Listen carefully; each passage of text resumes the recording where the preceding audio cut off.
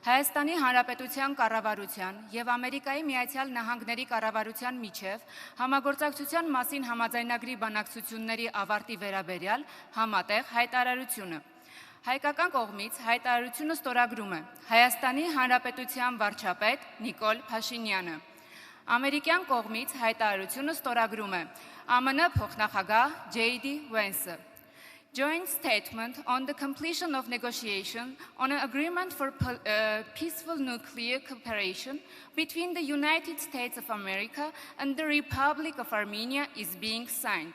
From the Armenian side, the statement is being signed by His Excellency Mr. Nikol Pashinyan, the Prime Minister of the Republic of Armenia. From the American side, the statement is being signed by the Honorable J.D. Vance, Vice President of the United States.